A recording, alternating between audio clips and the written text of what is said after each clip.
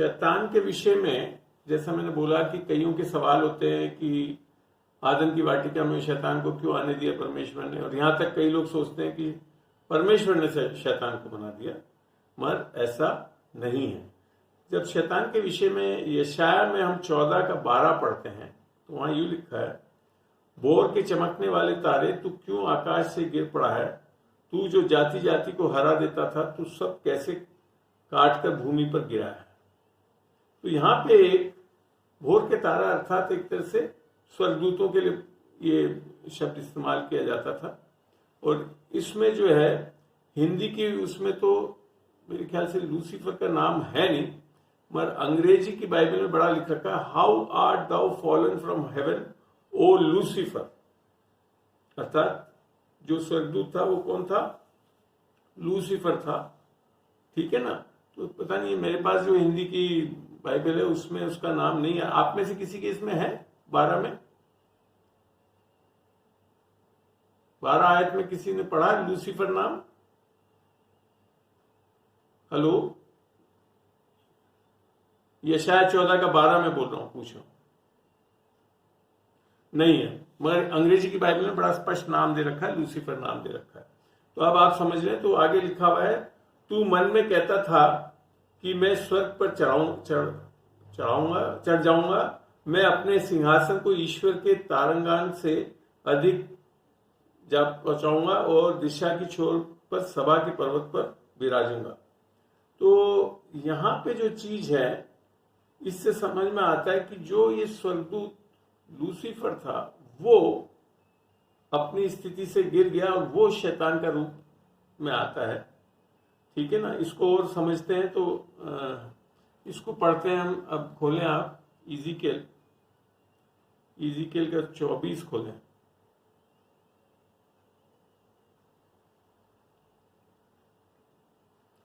और हाँ जी,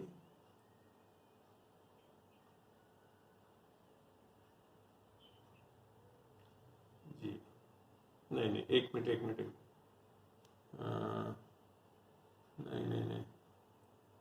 24 नहीं, इज़ीकेल का नहीं है, किसका है वो? किसी को ध्यान आता है? इज़ीकेल में भी है इसके बारे में। 28 में, बिल्कुल सही फरमाया। जिसने भी बताया बहुत बहुत धन्यवाद। 28 का जी।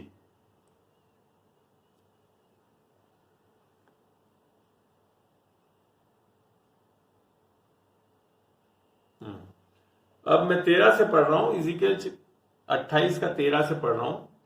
तो परमेश्वर की आदन नामवादी में पास आभूषण, मानिक, पद्मराग, हीरा, फिरोज, सिलोमनी, मणि, यशब, नीलमणि, मरकत और लाल सब भांति के मणि और सोने के पहरावे तेरे डफ और बांसुलियां तुझी में बनाई गई थी। जिन दिन तू सिरजा गया था उस दिन वे भी तैयार की गई थी। तो यहाँ समझ में आता है कि जब ये सही स्वर्गदूत के रूप में था तो वो बहुत ही अच्छा एक प्यारा सा स्वर्गदूत था और परमेश्वर का बहुत ही अभिषेकित स्वर्गदूत था। उसमें फिर 14 में लिखा है, तू छाने वाले अभिषेक करूब जो होते हैं वो सबसे बड़े स्वर्गदूत होते हैं। वो मैंने ऐसा ठहराया कि तू परमेश्वर के पवित्र पर्वत पर रहता था, तू आग सरीखे चमकने वाले मणियों के बीच चलता फिरता था। तो ये वो स्वर्गदूत है जो कि लूसीफर नाम है। पर फिर लिखा है, जिस दिन से तू सिरजा गया और जिस दिन तक तुझ में कुटिलता ना पाई गई। अब क्या है कि जितने भी है स्वर्गिक जन अर्थात स्वर्गदूत, इवन हम भी क्या आत्मा है, परमेश्वर स्वयं आत्मा है, तो सब में इच्छा शक्ति परमेश्वर ने दे रखी और ये स्वतंत्र इच्छा शक्ति है। इच्छा शक्ति किसी पे काबू करके नहीं होती। तो यहाँ पे अपनी इच्छा से इस लूसीफर ने कुछ चीज गलती करी और वो लिखा है कि उस समय तक तू अपनी सारी चाल चलन में निर्दोष रहा, परंतु लेन देन की बहुतायत के कारण तू पाप से भरकर पापी हो गया। इसी से मैंने तुझे अपवित्र जानकर परमेश्वर के पर्वत पर से उतारा और हे छाने वाले करूब, मैंने तुझे आग सरीखे चमकाने वाली मणियों के बीच से नाश किया। तो ये शैतान है। शैतान को शैतान के रूप में नहीं बनाया था, स्वर्गदूत के रूप में बनाया था परमेश्वर ने। और उसमें क्या आई, गलत सोच आई, और वो यहां तक सोचने लगा कि मैं परमेश्वर के समान बन जाऊं। तो वास्तव में शैतान कैसा बनाया गया था? अच्छा स्वर्गदूत बनाया गया था। अब बात आती है कि मैं बाइबल में से स्पष्ट तो नहीं लिखा हुआ है, जैसे आप लोगों ने जिन्होंने भी सवाल करा कि भाई वो वहां कैसे पहुंचा। शैतान जैसा भी हो, परमेश्वर ने अपनी सृष्टि, जैसे आज हम भी अपने बच्चों को ऐसा कर सकते हैं कि बच्चे अपने छोटे से हों या नए हुए हों या जैसे भी हों, उनको सांपों के बीच में रख दें, ऐसा हम भी नहीं करेंगे। तो परमेश्वर ने भी इसको शैतान के बीच में रखने के लिए नहीं बनाया था। और ऊपर से बढ़कर परमेश्वर ने उत्पत्ति में सारी सामर्थ मनुष्य जाति अर्थात आदम और हव्वा को दी थी। उनके पास पूरी सामर्थ्य थी, किस पे? सारी सृष्टि पे, जो भी चीज बनाए। तो सृष्टि में क्या थे? स्वर्गदूत भी थे, स्वर्गदूत भी परमेश्वर के बनाए हुए थे। तो हुआ क्या है कि इन्होंने बेसिकली आदम और हव्वा के पास पूरी सामर्थ थी कि शैतान को भगा सकते थे। उनको कुछ नहीं बोलना था, निकल बाहर यहां से, जा, चला जाता। फिर आप और चीज देखिए, एक चीज ये मैं आपको समझाने के लिए समझा रहा हूं। शैतान किसके अंदर आया? सर्प के अंदर आया। चाहता तो हाथी के अंदर आ सकता था, चाहता तो शेर के अंदर आ सकता था, डरा सकता था और इनको फल खिला सकता था, मगर ऐसी कोई सामर्थ्य नहीं थी उसकी। क्योंकि शैतान उस टाइम भी क्या करा? उसने बेवकूफ बनाया, झूठ बोला। आज भी हमको कैसे करता है वो? एक छोटे से झूठ से। इसको पढ़ना चाहें तो आप पढ़ें, इफ्सियों में, इफ्सियों 6 को खोलें।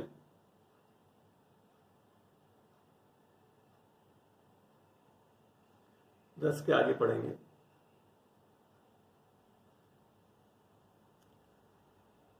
11 में पढ़ता हूं सीधा। परमेश्वर के सारे हथियार बांध लो कि तुम शैतान की युक्तियों के सामने खड़े रह सको। शैतान क्या करता है? युक्ति माने झूठ जो बोलता है। और झूठ कब हम नहीं समझ पाएंगे? जब हम सत्य वचन को नहीं जानेंगे तो शैतान क्या बोल रहा है उसको समझ नहीं पाएंगे। जैसे आज दुनिया में बहुत लोगों को बेवकूफ बनाता रहता है शैतान, परमेश्वर प्यार नहीं करता तुमसे, ये झूठ है। वास्तव में बाइबल क्या बताती है? परमेश्वर ने जगत से ऐसा प्रेम किया। तो आज कई लोग जो धर्म में चल रहे हैं, जो जानते नहीं परमेश्वर को, वो परमेश्वर के पास नहीं आ पाते इसी कारण, जैसे एक छोटे से झूठ से। ये छोड़ो, प्रचार हम लोग ऐसा कर रहे हैं कई बार। नहीं, परमेश्वर तो प्रेम कहां करता? परमेश्वर तो प्रेम जब करता है जब तुम अच्छे चलते हो, अन्यथा आपसे नाराज है। गलत है ये चीज, बिल्कुल गलत है। तो ये है शैतान क्या इस्तेमाल करता है? छोटी सी झूठ को इस्तेमाल करके हमको बेवकूफ बना देता है। और यही हुआ आदम की वाटिका में भी। क्या हुआ? जो परमेश्वर ने बोला उसी के बारे में पूछा और फिर उसने झूठ बोल दिया। जैसे परमेश्वर के वचन ने, परमेश्वर ने बोला था कि तू जिस दिन ज्ञान के वृक्ष, ये उत्पत्ति 2:16 में लिखा था, जिस दिन तू ज्ञान के वृक्ष के फल को खाएगा तो तुझे अच्छे और बुरे का बोध हो जाएगा और तू निश्चय नाश हो जाएगा। मगर उसने, जब देखते हैं हम उत्पत्ति खोलें, क्या करा उसने? 3 में खोलते हैं, उत्पत्ति 3,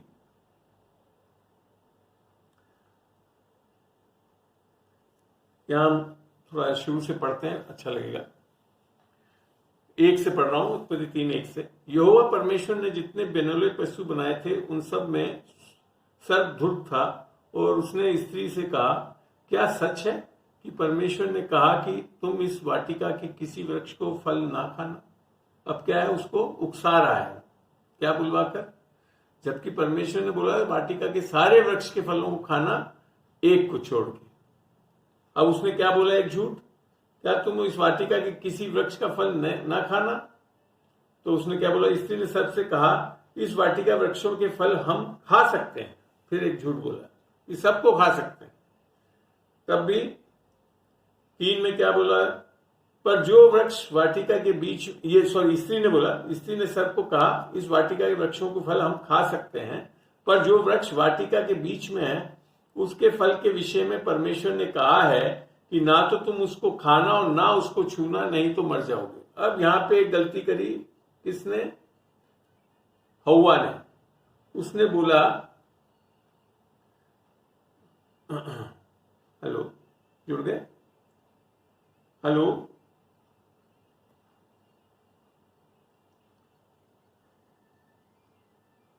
हाँ, कोई बात नहीं।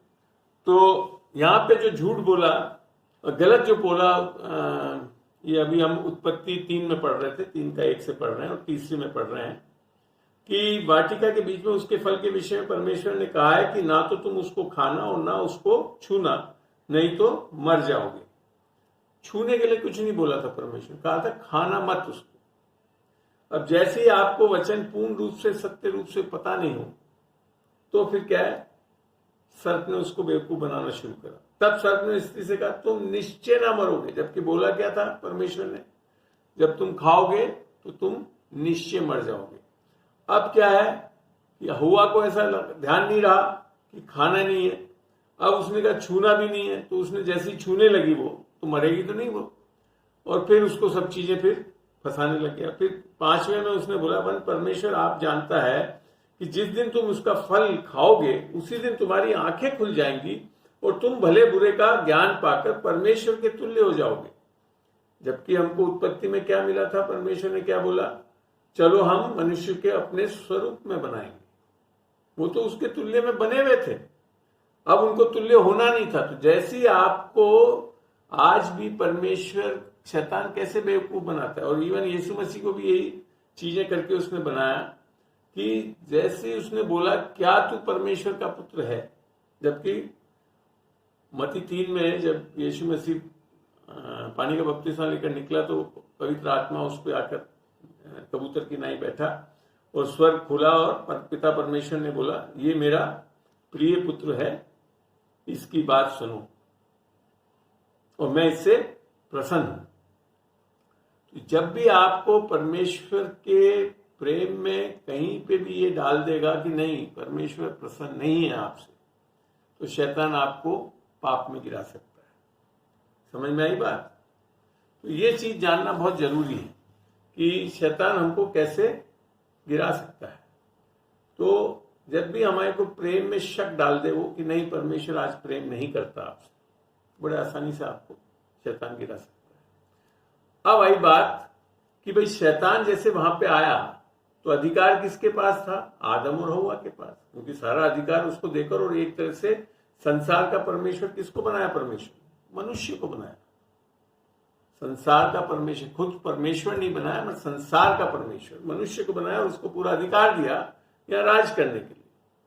अब उसके ऊपर अधिकार था, वो बोल सकता था निकल बाहर, मगर ऐसा नहीं करके उन्होंने गलती करी।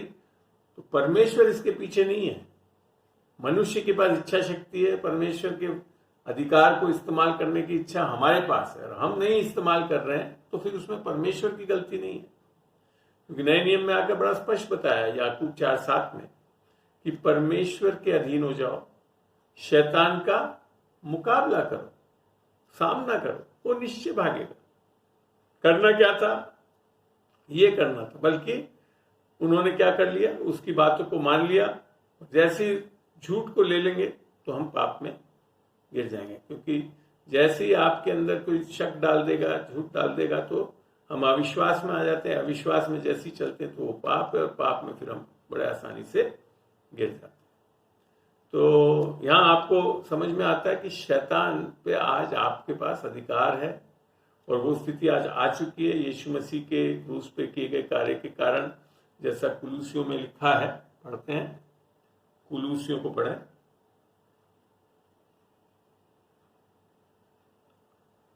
कुलूसियों का 2 और यहां हम जब पढ़ते हैं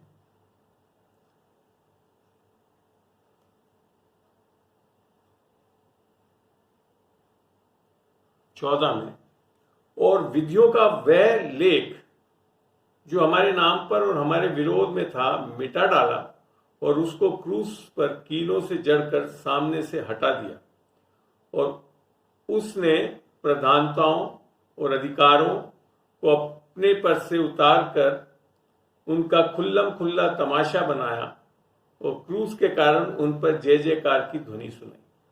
तो क्रूस पे किए गए कार्य से शैतान की सारी वापिस जो शक्ति उसने आदम से ली थी, और जैसा बाइबल बताती है 2 कुरिन्थियों 4:4 में कि अब शैतान कौन बन गया? संसार का परमेश्वर। मगर अब क्योंकि यीशु मसीह आ चुका है और सारा अधिकार उसने उससे छीन लिया है, यहां तक कि जो नरक की कुंजियां हैं उसको भी ले लिया, जैसे इब्रानियों में बताया। और यहाँ तक कि मती में, जैसे बड़ा अच्छा लगता है मेरे को उसको पढ़ने से, मती खोलें, मती की आखिरी अध्याय होगा, शायद 28 होगा, 28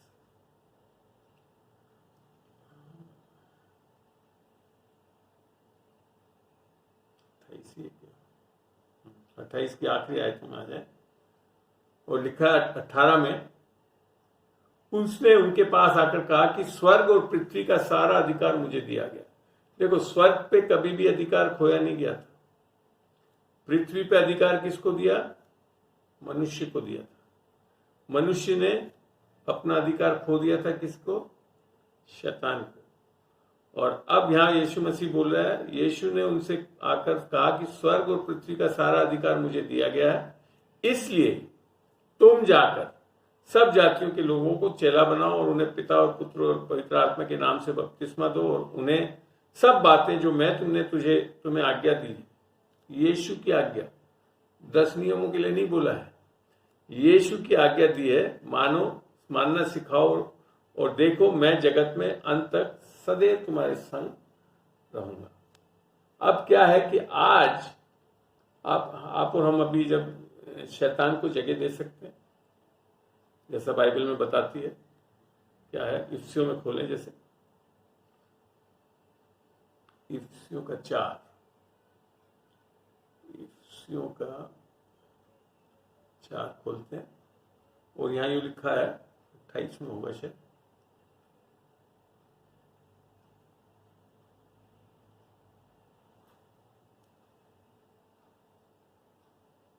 नहीं 27 में। तो यहां लिखा है, क्रोध तो करो पर पाप, 26 से पढ़ रहा हूं मैं इसको, क्रोध तो करो पर पाप मत करो, सूर्यास्त होने तक तुम्हारा क्रोध ना रहे। और फिर लिखा, और ना शैतान को अवसर दो। ये 2 तर्क इसमें से निकलते हैं, मगर ये एक तर्क भी है कि हम क्रोध करते हैं तो कई बार शैतान को बड़ा आसानी से मौका दे देते हैं पाप करने के लिए। जैसे ही आपको गुस्सा आएगा, डर आ जाएगा। एक्चुअली गुस्सा आता ही क्या है? डर के कारण आता है गुस्सा, कि आप किसी चीज से डर रहे हो तो उस डर को खत्म करने के लिए गुस्सा दिखाते हो। तो यहां लिख रखा है, और ना शैतान को अवसर दो, माने हम विश्वासियों के लिए लिखा है, यीशु की चर्च माने जो कलीसिया था उसको ये पत्री लिखी गई है, कोई अन्य माने अविश्वासियों के लिए पत्री नहीं लिखी थी। तो यहाँ पे लिखा है शैतान को जगह मत दो। तो शैतान को जगह कैसे देते हैं हम? जब हम गुस्सा करते हैं, जब हम डर करते हैं, तो इन चीजों से हम शैतान को जगह देते हैं। और फिर जैसी जगह देते तो क्या करता है? वो अपना कार्य पूरा करता है, जैसा यूहन्ना 10 में लिख रखा है कि चोर चोरी करने, घात लगाने, नाश करने। तो हमारे को परमेश्वर ने इसके लिए सलाह भी दे रखी कि हमको नहीं देना मौका। तो वहां पे भी क्या हुआ? कायदे से वो यही चीज वहां पे भी लागू थी आदम और हव्वा को, कि उनको मौका नहीं देना चाहिए था शैतान को ऐसा कुछ करने के लिए, बल्कि उनके पास अधिकार था।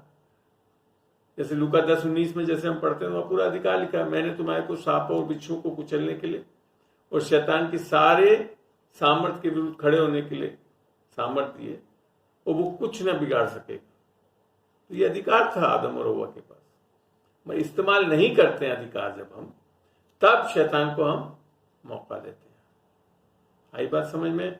तो राजकुमार जी समझ में आई, शैतान बनाना परमेश्वर का काम नहीं था। परमेश्वर ने उसको एक बहुत अच्छा स्वर्गदूत बनाया, वो अपनी इच्छा से उसको करा। और सही में शैतान में आया भी क्यों, इसका मेरी जो सोच है वो यूं है कि स्वर्गदूत पहले ही बना दिए गए थे, और फिर परमेश्वर ने मनुष्य को बनाया कि चलो हम उसको अपने स्वरूप में, अपनी समानता में बनाएं, और फिर उसको अधिकार दे दिया सारा। तो पृथ्वी का परमेश्वर किसको बना दिया? मनुष्य को। और ये जो था लूसीफर, ये स्वर्ग में सबसे उत्तम स्वर्गदूत था, परमेश्वर के नेक्स्ट आदमी था। अब उसको लग रहा है कि देखो परमेश्वर ने मेरे पहले और किसी को एक ऐसा अधिकार दे दिया जो कि सारा अधिकार है उसके पास। तो आपको मैं बता दूं, कई लोग सोचते हैं कि वो परमेश्वर बनना चाहता है, ऐसा नहीं है। क्योंकि मेरा मानना है ये, जब आप किसमें पढ़ते हैं, याकूब पढ़ते हैं, याकूब में ये चीज समझ में आती है मेरे को। याकूब खोलें, याकूब का 2:19 पढ़ते हैं। 2:19 में ये लिखा है,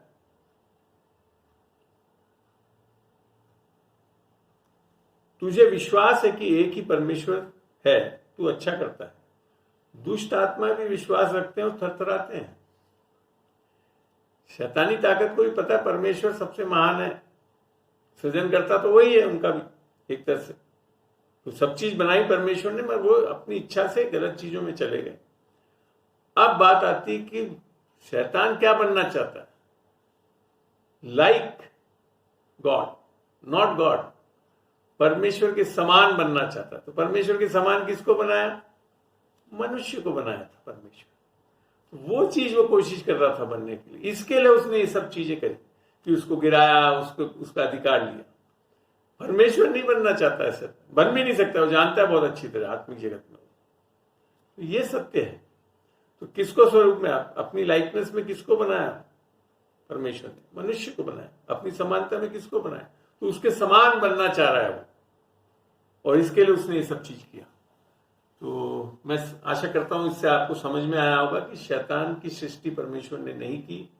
शैतान को सही में बनाने वाला कौन था? मनुष्य ने। उसको वो अधिकार देकर उसको ऐसा बना दिया, और वो अपनी इच्छा से इस गलत सोच से गया, तो उससे पूरा अधिकार तो उसी दिन हट गया था जिस दिन उसने एक गलती करी। आज शैतान ने, बल्कि इसके लिए लिखा हुआ भी है, बाद में जब आप पढ़ोगे तो बड़ा अच्छा लगता है मेरे को। इज़ीकेल खोलें, इज़ीकेल का 28 खोलते हैं, शायद उधर भी होना चाहिए वो। इज़ीकेल का 28, आगे चल के उसकी हालत क्या है देखें आप। 28 में हम कहां पढ़ रहे थे?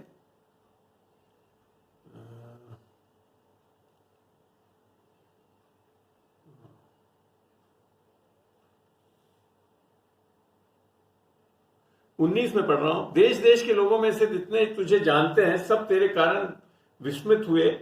तू भय का कारण हुआ। किसका कारण हुआ? भय का, डरा कर, और फिर कभी पाया न जाएगा। अब क्या बता रहा है यहां पे? सॉरी, 18 पढ़ के देखो।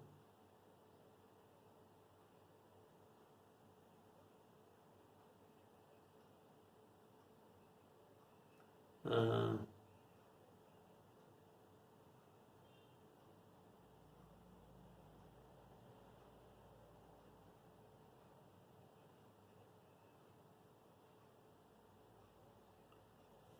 19 में ये लिखा है, देश देश के लोगों में से जितने तुझे जानते हैं सब तेरे कारण विषमता हुए थे, भय का कारण हुआ, फिर कभी पाया न जाएगा।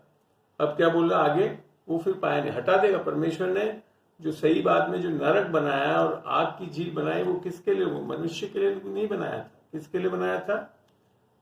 इस ऐसे स्वर्गदूत जिन्होंने परमेश्वर से अलग होकर गलती करी, उनके लिए। फिर एक जो है एंटी क्राइस्ट, अर्थात मसीह का विरोधी, और झूठे भविष्यवक्ताओं के लिए बनाई, उनके लिए बनाई। परमेश्वर ने मनुष्य के लिए ये चीज बनाई नहीं, दंड देने के लिए इच्छा ही नहीं थी परमेश्वर की। वो तो चाहता कि कोई नाश ना हो, परंतु फिर भी अब जब सब चीज करके दे रहा है परमेश्वर, उद्धार दे रहा है, आपके पापों को माफी दे रहा है, सब कुछ करने के लिए तैयार और कर चुका है, करेगा नहीं, कर चुका है, और फिर भी हम मनुष्य उसको नहीं ले रहे हैं, तो फिर उसके पास और कुछ नहीं बचता कि आपको दंड मिले। यह है कारण दंड देने का मनुष्य को। जैसा मैंने बताया हुआ दूसरा थिस्सलुनीका 1:7 में लिख रखा है ना, जैसे अगर आप पढ़े तो वहां पे बड़ा स्पष्ट लिख रखा है, हमारे को दंड देने का कारण परमेश्वर का, हम जब सुसमाचार को अपनाते नहीं उसके कारण। 1 में जब हम पढ़ते हैं तो यहाँ लिख रखा है 7 से, और तुम्हें जो कलेश पाते हो हमारे साथ चैन दे, और उस समय जबकि प्रभु यीशु अपने सामर्थी दूतों के साथ धधकती हुई आग में स्वर्ग से प्रकट होगा, और जो परमेश्वर को नहीं पहचानते और हमारे प्रभु यीशु के सुसमाचार को नहीं मानते, उनसे पलटा लेगा। समझ में आई बात? कौन को दंड दे रहा है? और फिर लिख रखा है, वे प्रभु के सामने से और उसकी शक्ति के तेज से दूर होकर अनंत विनाश का दंड पाएंगे। आज मनुष्य जाति क्यों जा रहा है नरक में? खाली इसी कारण से, क्योंकि वो सुसमाचार को ग्रहण नहीं कर रहा। तो धन्यवाद हो। तो आज समझ में आया आप लोगों को शैतान के विषय में? मैं सोचता हूं मैंने सब बता दी। इसके बाद भी आपका कोई प्रश्न हो तो बताएं, पूछें। राजकुमार जी, आपने पूछा था, समझ में आ गया आपको? चलिए, तो यहां पे हम अंत करते हैं इसको।